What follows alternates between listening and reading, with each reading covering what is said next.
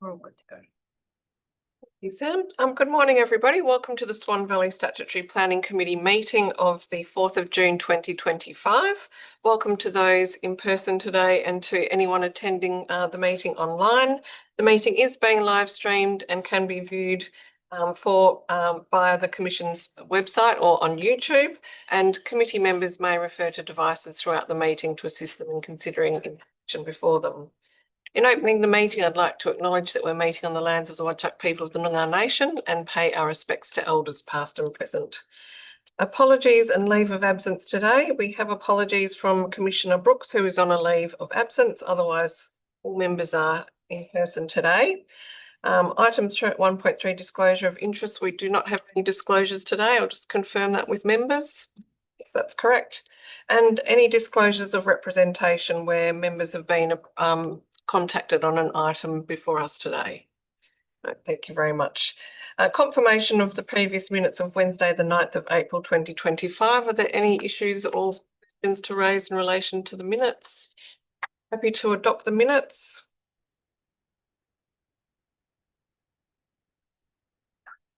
Can I have a mover and seconder, please? Member Franklin's moving, Commissioner Herron is seconding. Any dissent? Thank you very much.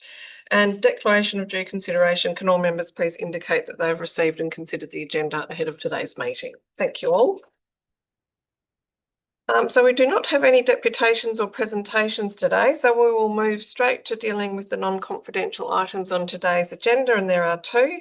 The first is item 3.1, the Swan Valley Planning Scheme proposed amendment of existing additional use number 14 for lot 211 West Swan Road in Caversham.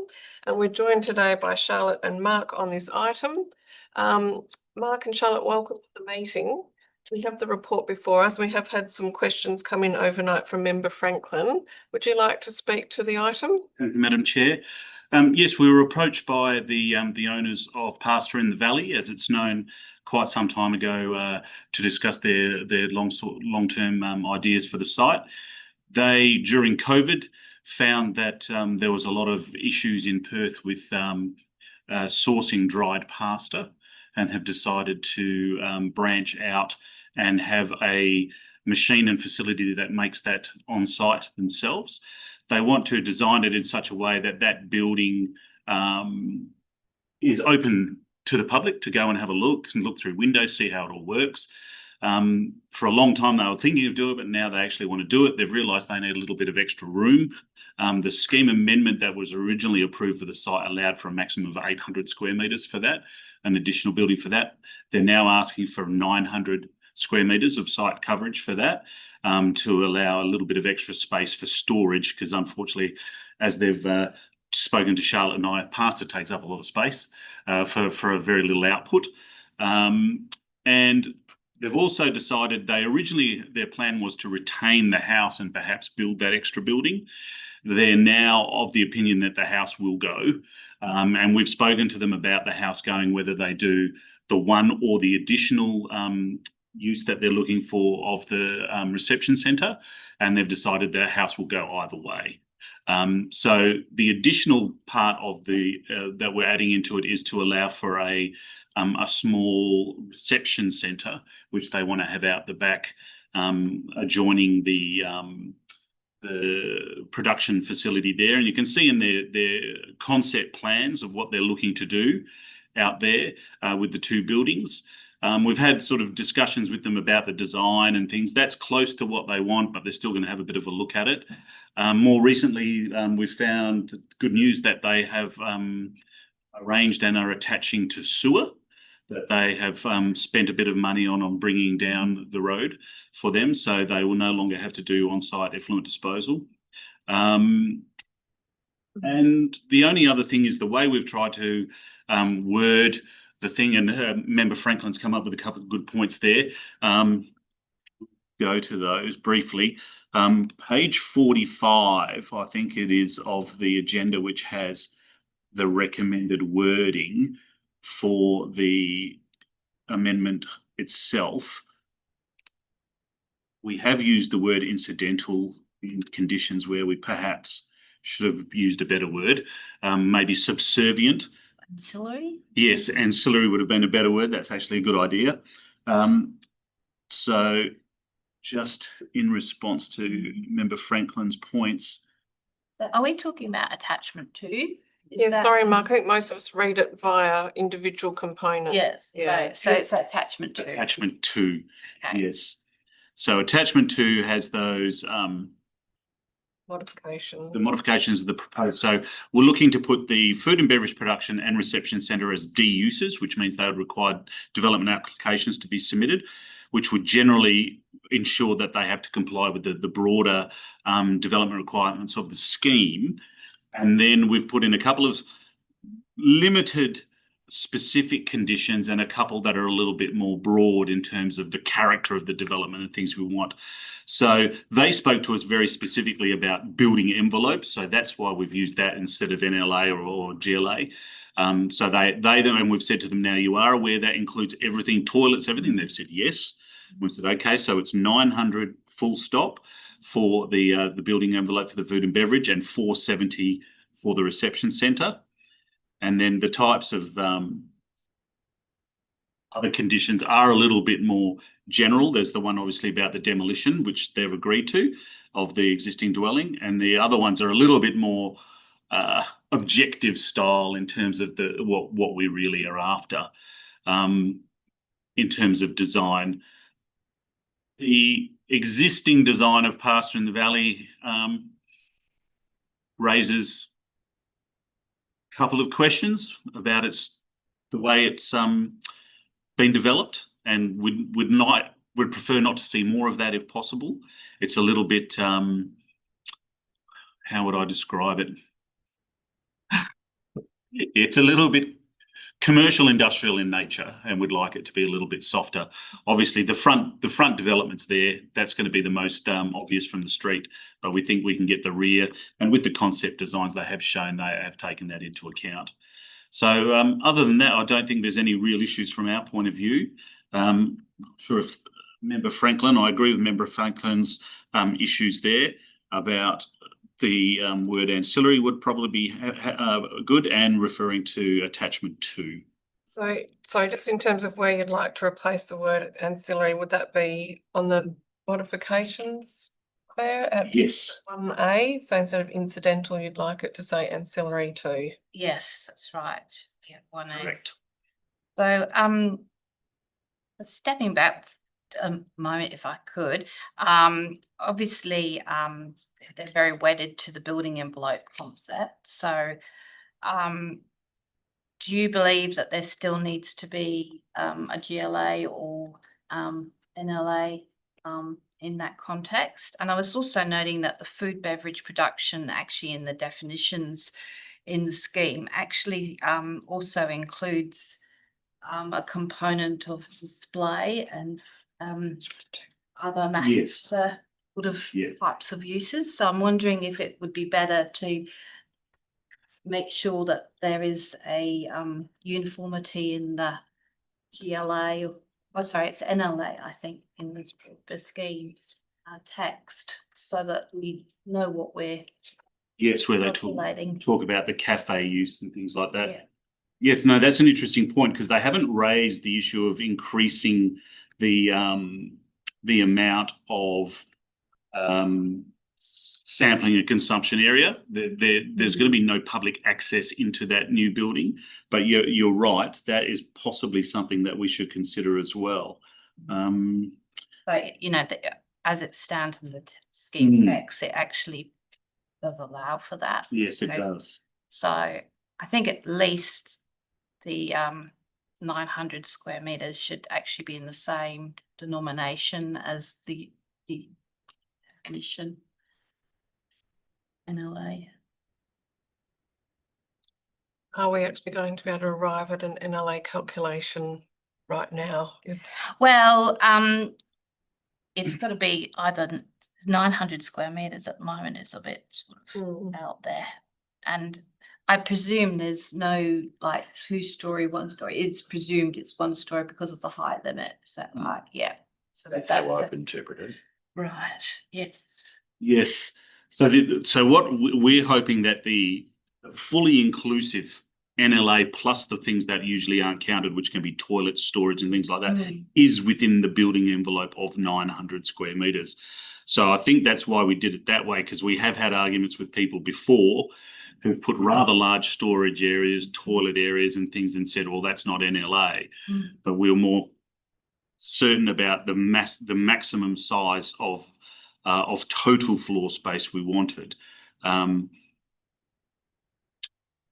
just wondering if we could say total building envelope inclusive of the NLA and anything else. I'm not sure how it would be best to amend that. I think Commissioner Herron has a suggestion. Well, I'm actually suggesting that I think that the term building envelope actually does encompass that, because by the very nature, all construction and buildings must be contained within that. Therefore, I would be comfortable that we use that as opposed to NLA on that very basis. So although I very much take the points that were raised, I think that given some of the objectives you're dealing with here, and we're not having to deal with multi-level type situations, I don't think, I think a building envelope area is probably a superior definition. I think that the notion of a building envelope it doesn't actually define whether it's toilets or like it's just all construction must be contained within. That's how I would interpret it, but I would be. It's Mr. Selby. Thank you, Chair.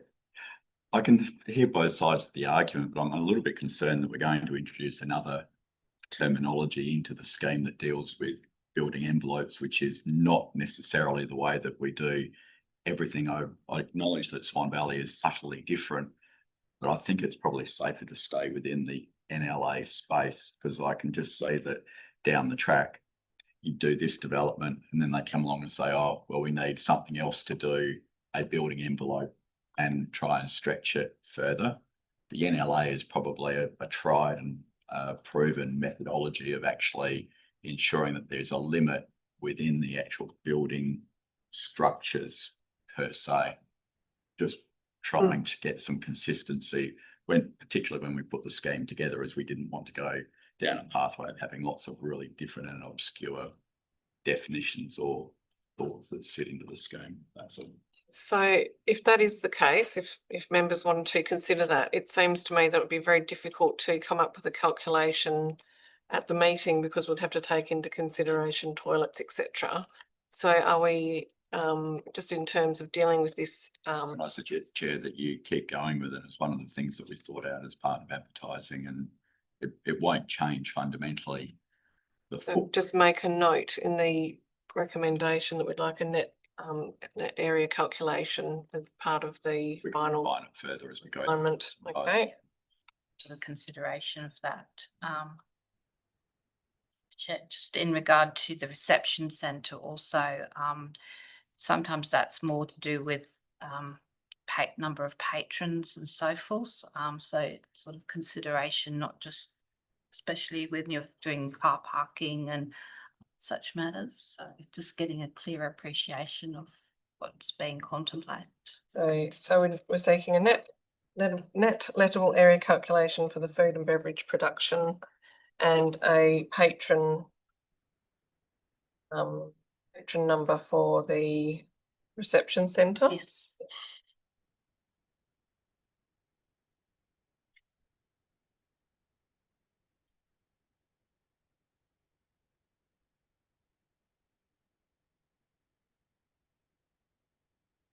Thank you very much. Member Hurt.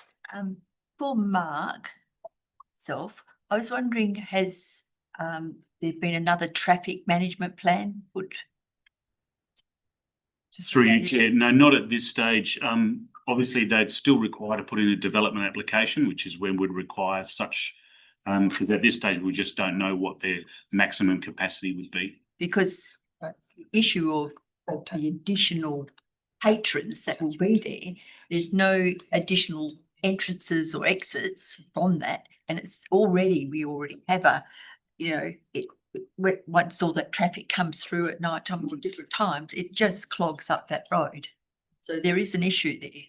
Yes, through you, Chair. So the issue that they've raised is that in their submission, they suggested that the reception centre would be used outside of the hours of the restaurant, but that's not fully clear and would need to be thrashed out through a development application process.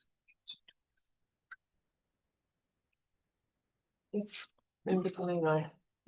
Thank you, through the chair. I just want something kind of clarified. Within the Swan Valley Planning Act area, there's always been setback requirements from side boundaries. Looking at this particular application, there seems to be no setbacks from the side boundaries. So there's no room to, if it needs to be screened, because you've got neighbours next door and they don't necessarily want to be looking into a car park and generally there's a requirement for a landscaping to screen it. And if this is approved the way it is, there's no setbacks because the car park and also the building is virtually on the boundary. Has this been considered? Yes, through the chair again. Obviously, the existing buildings on site, which were approved by the council and the commission previously, have limited setbacks to one side. So at this stage, any new application would be considered against the scheme. The scheme does have prescribed setbacks that can be considered at that time, but they can obviously be varied because their development requirements, they can be varied under the scheme. So there's several considerations there when they do put in their formal development application. So when they put the formal application in, we can turn around and say, yeah, well, you need to have 5 metres or 10 metres of setback. Correct. So it can be appropriately landscaped or screened. Right. Okay, thank you.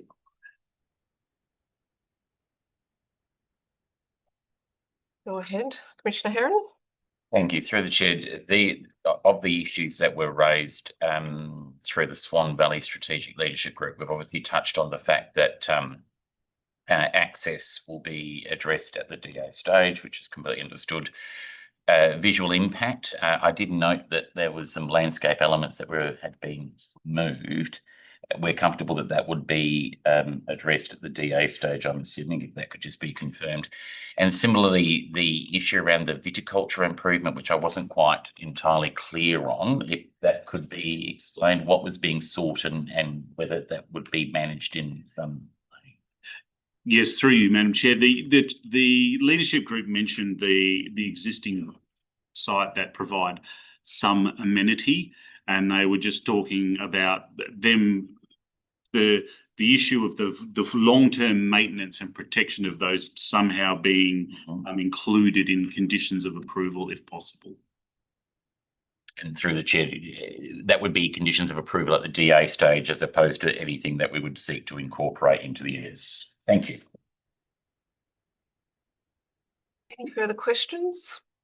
Just working with Sam on a few amendments here to make sure that we have captured what's been discussed, and we will bring it up on the screen so that you can actually read it through and see if it does require further amendment.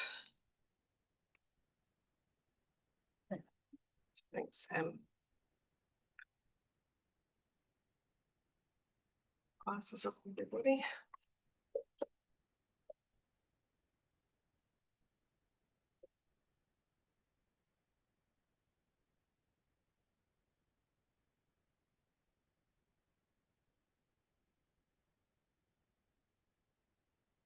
That'll be sorted out as part of the finalisation.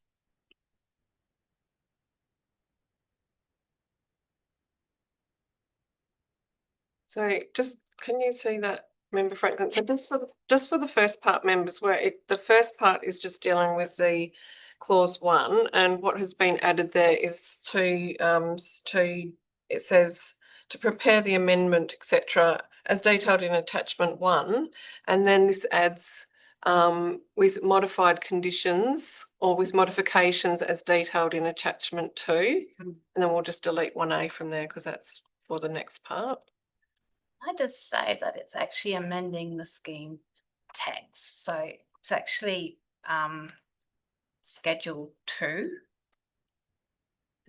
Schedule, you know, it's very, at the moment, it's not actually referring to the actual scheme text that we're actually amending. It should be Schedule 2 additional Preparing an use. amendment. Prepare an amendment to Schedule 2, Additional use 14. additional use 14.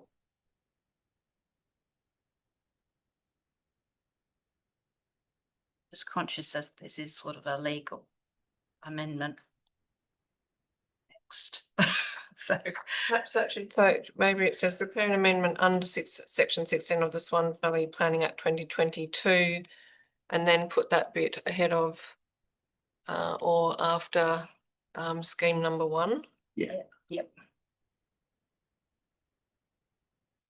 So I could just say scheme number 1, schedule 2, additional use 14, Yep. as detailed in attachment 1 and as modified and with modifications as detailed in attachment 2. Yes? Okay. And then the second part there, we've tried to capture the change to incidental to ancillary. So that says amend modification condition 1A to delete incidental and replace with ancillary. And then I'm not sure whether this sits here or perhaps lower down, but I think what that says require. I would suggest that that goes separate. Yeah, that Yeah. does need to be separate. Whether it sits there as 3 or goes to the bottom. It should go to the bottom. So if we put that as a new sort of clause, active is consideration. it the final point?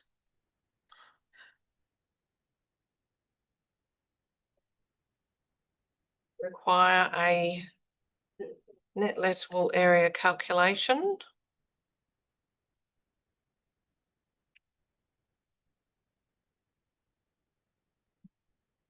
And I feel we should say The food- during the engagement process or something like that. To the finalisation. So, yeah, so if we start, Sam, if we start with prior to the finalisation of the amendment.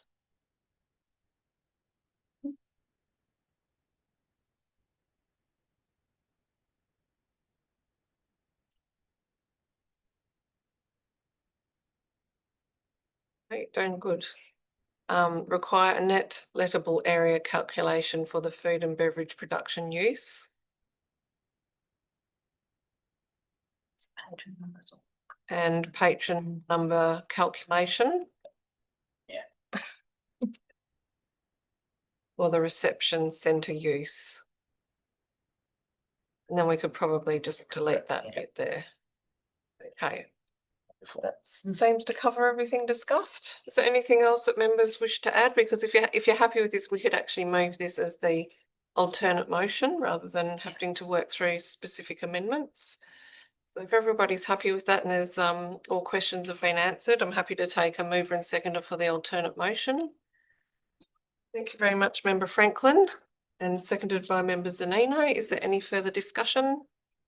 Any dissent? That's carried. Thank you very much. And thank you, Member Franklin, for bringing those matters forward last night. Thank you very much. Good team effort there.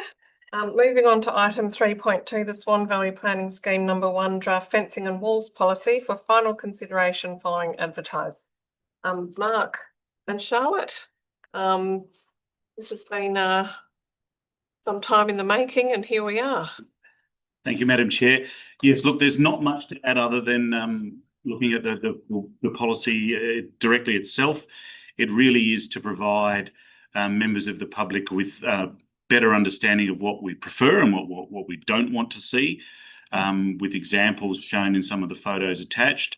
The main thing that we've noted in the valley is people using colour-bond fencing in areas where they shouldn't be. So we've tried to make it as clear as possible that that's not really acceptable, and that most fences in most of the rural areas should be of a rural nature and of post and rail. So that's the way the policy is set out, is we want to get it out as that. And as we say, I think it's mainly an information policy, but it's going to help us when we're assessing applications to point out to people to take heed of it as they're doing their designs. Any questions, members Zanino? Yeah, just a quick question. With this policy, once it's adopted, is it going to be retrospective, or are the ones or the fences that are existing that are non-compliant, are they just going to be left? Through you, Madam Chair, there are some Councillor Zanino that we're already acting upon that don't comply with the current scheme requirements. But other ones, there may be issues with that. Yes, it doesn't retrospectively apply. And we do have, unfortunately, other situations where people have bought properties where fences were already in place when they purchased the property, and it's very difficult. Our legal team have said for us to then go and prosecute those people for a fence that they didn't put in themselves under the scheme. So most fences that are existing now will remain. Thank you. Thank you. Go ahead. Yep. Thank you, through the chair. And I'm loath to complicate things. And I'm hoping that this will have a really simple answer. So I was mindful, 5.3, the fencing materials, and the new point E talks about fences and walls are to be finished in material or painted in a traditional colour or natural earth tones.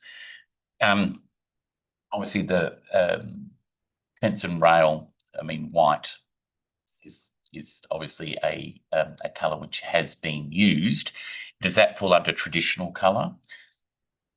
Through you, Madam Chair, yes, traditionally in the valley, that's certainly what's been used on equestrian properties and is quite visible around the valley. Thank you. Now, I was hoping that would be the answer, because I wasn't quite sure what a traditional colour was. The chair. Yes, go ahead. Well, I disagree with that completely. Traditional colours is depending. I've lived in the valley for decades. Some post and rail are white, probably only about 10%. Most people there's Dara post and rail. Many people have their fence rails, if it's a horse, probably blackened. So traditionally, it's not necessarily white.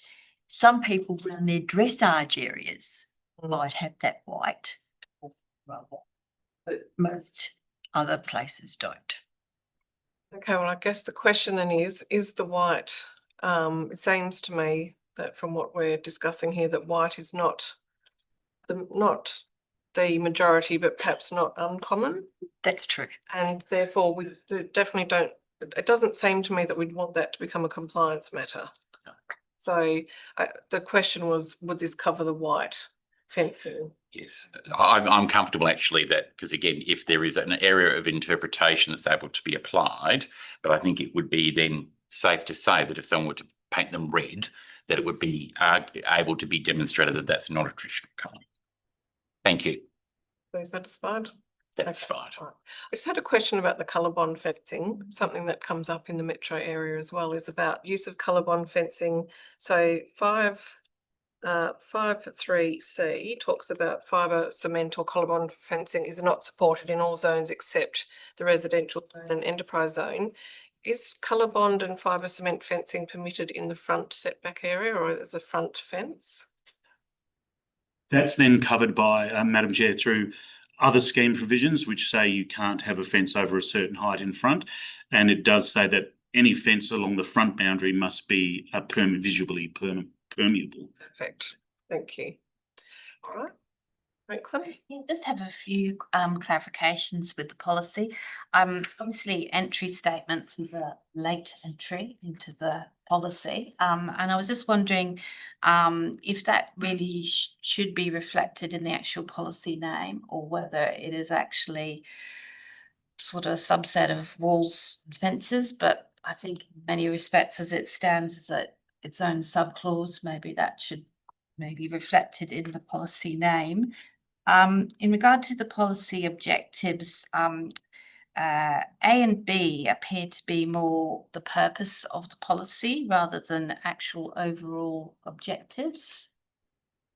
So I'm just wondering if that can actually be better to be suited to be in the actual purpose, which is to list.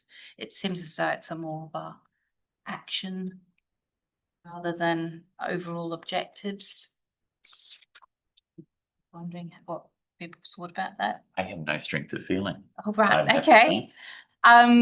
In regards to encourage permeability for fencing in rural zone land under objective E, I take it that's visual permeability. So I'm thinking perhaps that should be clarified in that objective. And it may be probably beneficial to split objective E into two. You've got like a positive encourage and then a discourage under the same objective. And it probably would be better to say like minimize fencing and all styles that are visually dominant and obstruct views of the rural landscape.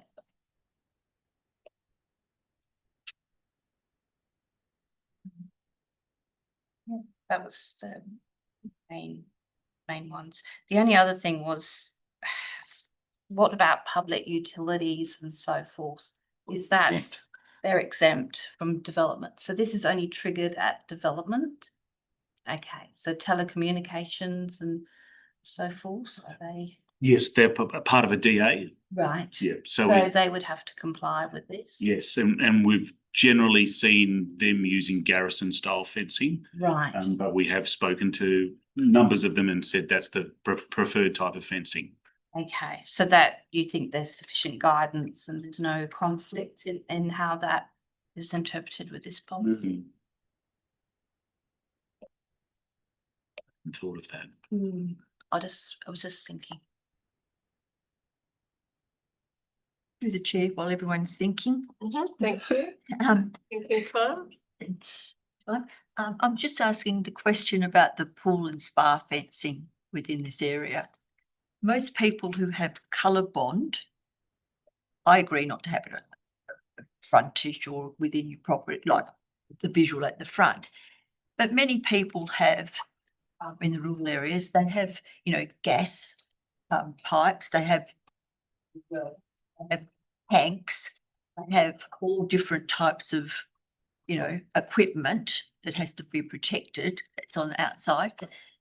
And they've got colour bond fencing around that to protect that with double gates that's within the property.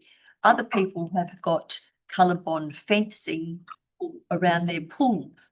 One of the reasons of that, there's so much sand blowing and dust blowing that it protects that as well. So I was wondering what type of materials are you wanting around pools and in that other protected areas? Sorry,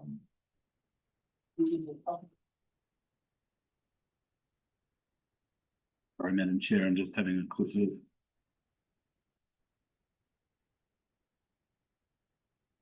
Yes, at this point, the fencing around pools is considered exempt under the scheme if it meets the setbacks requirements, and therefore usually only needs approval of the city because it needs to obviously meet the safety requirements. I'm not sure if colour bond, I think it may be, I'm not 100% sure, it's permissible to be used for that.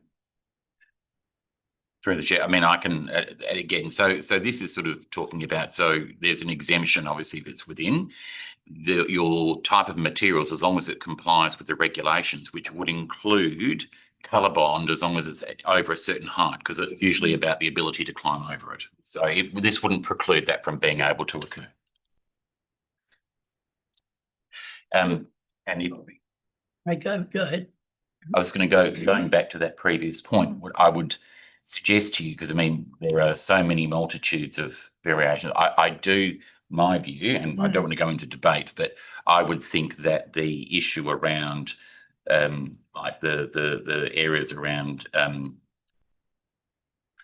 telecommunications, etc., would receive suitable guidance from this, means the policy. So it's not binding, and therefore that would be a consideration as opposed to a determinant. But that is a perspective. I'm not quite sure where else you would put that otherwise. No. And the only other aspect was perhaps cross-reference to advertising. So I'm just wondering in regards to entry statements and so forth, whether there needs to be consideration on signage and whether that's something that needs to be at some point. Sorry, through you, Chair. There is other scheme requirements about advertising. So you can cross-refer, so say that you know that could be cross-linked to other provisions. And I think for the usability of the policy, it would be also good to have some kind of contact, or that's probably when it's loaded up on the website of what the procedure is. Because I would imagine this would be either one of the first points of engagement with people with this kind of application. So they need to know, what do I do next? But I mean, because it's so much easier to change it web-based, would it be a way to deal with that might be to say this policy should be read in conjunction with the, signage and advertising policy, for example, and the contact officer is, so that it's. So it doesn't have to be in the policy, but that it's in the frame that. So Member Franklin, I've got a couple of the things that you've raised here just in relation with the relocate policy objectives A and B to policy purpose to create a new C and D. Add the word visual prior to permeability in policy objective E. There was a third one that you raised. Possibility, but I don't know if we came to any conclusion, is that in the second part of E, that the use of discourage perhaps should be more of a positive, minimise the use of fencing on our wall styles that are visually dominant and obstruct views of the rural landscape. Well, while we're on it, I think we replace the word discourage with minimise. As long as that's not seen to be a sort of foot in the door, that you can have a minimal, because discourage is probably stronger. So I think it sort of depends on how. Unless you just want to and limit. Yes. Limit. Limit.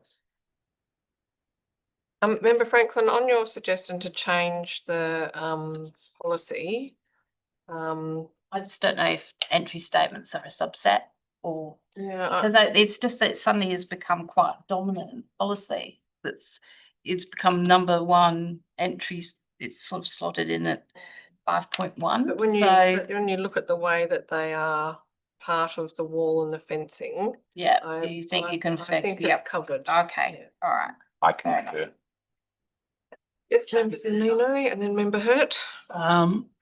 Just another point of clarification, because a lot of people do get confused. This policy basically, as interpreted, would mean boundary fencing and entry statements at gates. Yeah. That is, does it also reflect on fences within fences? In other words, let's say hypothetically somebody's got a large block, 10, 20 acres. Now the boundary fences have to comply, and then they build a house in the middle of the block, and then they want to put a fence around the house for security or whatever. And let's say hypothetically they want to put a colour-bond fence around the house. Are they restricted on that fencing as well as the boundary fencing? Through you, Madam Chair. Yes, we've been careful to say for all fences and walls, and not just boundary fences and walls. So this covers everything right That's across. how we've tried to, yes, work. Okay. Needed that to be clarified. Member Hurt, you have a question? Not a question, it's just a observation that most people who are now buying into the Swan Valley, a lot of them are equestrian people. There's quite a wealth of monies as their, you know, it's land value, and then they're building on top of that. The first thing they actually do is take down all the other old fencing. It says 50 years old fencing. They'll put an entrance statement that could be as part of their business as well. So I do agree that there has to be some signage with the entrance statement, because they'll put, you know, what their number is, be emergency, but there'll also be a business or another signage. So it is important for those entry statements. We've seen some pretty horrible ones, but we've seen some pretty fantastic ones as well. So that lends the entrance statements, the big entrance statements I'm talking about, not just a normal driving in, do add the flavour to the valley, because people do notice them. Yeah, they are statement pieces, aren't they? I think that we've talked about referencing that this must be read in conjunction with the signage policies. I hope that should cover it. So are we ready to move to deal with the item? Sam, if you could just put the modified version on the screen. Just so that you can have a look at this to see whether you'd be happy to have this as an alternate motion, the opportunity to read it. It's picking up on the matters that Member Franklin has raised.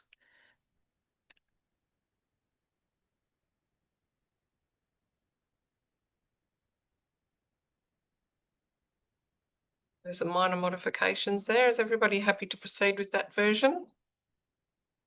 Through the chair, can just confirm that, Mark, that aligns with your. Yeah.